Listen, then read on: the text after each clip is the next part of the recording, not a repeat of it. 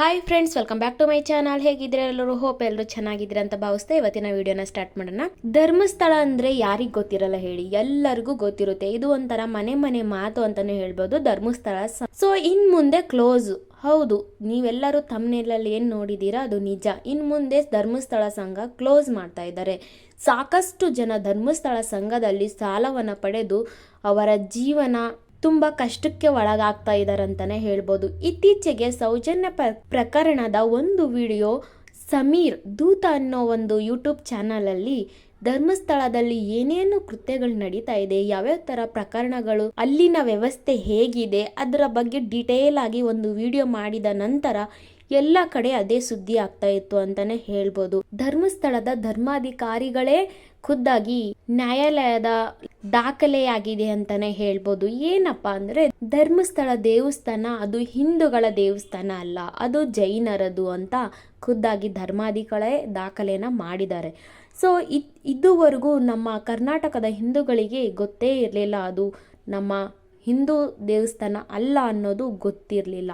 So ಇತ್ತೀಚೆಗೆ ಎಲ್ಲ ಕಡೆನೂ ಇದು ವೈರಲ್ ಆಗಿದೆ, ಹಾಗೆ ಎಲ್ಲರಿಗೂ ಗೊತ್ತಾಗಿದೆ ಅಂತಾನೆ ಹೇಳ್ಬೋದು ಅದು ಜೈನ ದೇವಸ್ಥಾನ ಅಂತ ಹೇಳ್ಬಿಟ್ಟು. ಸೊ ಇಷ್ಟು ವರ್ಷಗಳ ಕಾಲ ಎಷ್ಟೋ ಜನ ಮನಸ್ಸು ನೆಮ್ಮದಿ ಹಾಗೆ ಭಕ್ತಿಯಿಂದ ಹೋದ್ರೆ ಇನ್ನೆಷ್ಟೋ ಜನ ಕರ್ನಾಟಕದಲ್ಲಿ ಪ್ರಸಿದ್ಧ ದೇವಸ್ಥಾನ ಅಂತ ಬಿಟ್ಟು ಧರ್ಮಸ್ಥಳಕ್ಕೆ ಭೇಟಿನ ನೀಡ್ತಾ ಇದ್ರು. ಸೊ ಇತ್ತೀಚೆಗೆ ಎಲ್ಲ ಕಡೆ ಎಲ್ಲಾರ್ಗು ಗೊತ್ತಾಗಿದೆ ಅಂತಾನೆ ಹೇಳ್ಬೋದು ಅದು ಜೈನ ದೇವಸ್ಥಾನ ಅಂತ ಹೇಳ್ಬಿಟ್ಟು.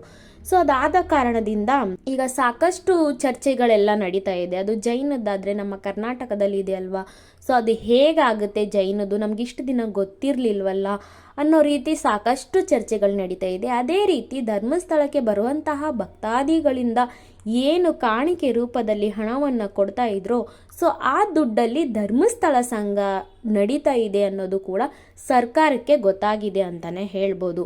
ಸೊ ಆದ್ದರಿಂದ ಧರ್ಮಸ್ಥಳ ಸಂಘ ಅನ್ನೋ ರೀತಿಯಲ್ಲಿ ದುಡ್ಡನ್ನ ಜನರಿಗೆ ಕೊಟ್ಟು ಬಡ್ಡಿ ಸಮೇತ ವಸೂಲಿ ಮಾಡೋದು, ಈ ತರ ಸುಮಾರು ಘಟನೆಗಳೆಲ್ಲ ಬಯಲಿಗೆ ಬಂದಿದೆ ಅಂತಾನೆ ಹೇಳ್ಬೋದು. ಇನ್ನು ಅನೇಕ ವಿಚಾರಗಳಿದೆ ಧರ್ಮಸ್ಥಳದ ಸಂಘದ ಬಗ್ಗೆ. ಆದರೆ ಸದ್ಯಕ್ಕೆ ತಿಳಿದಿರೋ ಪ್ರಕಾರ ಈ ತರ ಎಲ್ಲ ವಿಚಾರಗಳು ಸರ್ಕಾರದ ಗಮನಕ್ಕೆ ಬಂದು ಇನ್ ಮುಂದೆ ಧರ್ಮಸ್ಥಳ ಸಂಘ ಕ್ಲೋಸ್ ಮಾಡಲಾಗಿದೆ ಅಂತ ನಮಗೆ ಮಾಹಿತಿ ತಿಳಿದು ಬಂದಿದೆ. ಸೊ ಸಾಕಷ್ಟು ಜನ ಈ ವಿಡಿಯೋ ನೋಡ್ತಾ ಇರೋರು ಧರ್ಮಸ್ಥಳ ಸಂಘದಲ್ಲಿ ಸಾಲವನ್ನು ಪಡೆದಿದ್ರೆ ದಯವಿಟ್ಟು ಲೈಕ್ ಮಾಡಿ, ಹಾಗೆ ಕಮೆಂಟ್ ಅಲ್ಲಿ ತಿಳಿಸಿ ಅದು ಹೇಗೆ ನಿಮಗೆ ಯೂಸ್ ಆಗಿದೆ ಧರ್ಮಸ್ಥಳ ಸಂಘ ಅಂತ. ಸೊ ಫ್ರೆಂಡ್ಸ್, ಇವತ್ತಿನ ಮುಖ್ಯ ಮಾಹಿತಿ, ಧರ್ಮಸ್ಥಳ ಸಂಘ ಆದಷ್ಟು ಬೇಗ ಕ್ಲೋಸ್ ಮಾಡಲಾಗುತ್ತೆ ಅಂತ ಸರ್ಕಾರದಿಂದ ಬಂದಿರೋಂಥ ಮಾಹಿತಿ ತಮ್ಮೆಲ್ಲರಿಗೂ ತಿಳಿಸ್ಕೊಡಲಾಗಿದೆ. ದಯವಿಟ್ಟು ವಿಡಿಯೋ ಇಷ್ಟ ಆದರೆ ನಮ್ಮ ಚಾನಲ್ನ ಸಬ್ಸ್ಕ್ರೈಬ್ ಮಾಡಿ, ಹಾಗೆ ಒಂದು ಲೈಕ್ ಕಮೆಂಟ್ ಕೊಡೋದನ್ನು ಮರಿಬೇಡಿ. ತಮ್ಮೆಲ್ಲರಿಗೂ ವಿಡಿಯೋ ಕೊನೆವರೆಗೂ ನೋಡಿದ್ದಕ್ಕೆ ಥ್ಯಾಂಕ್ ಯು.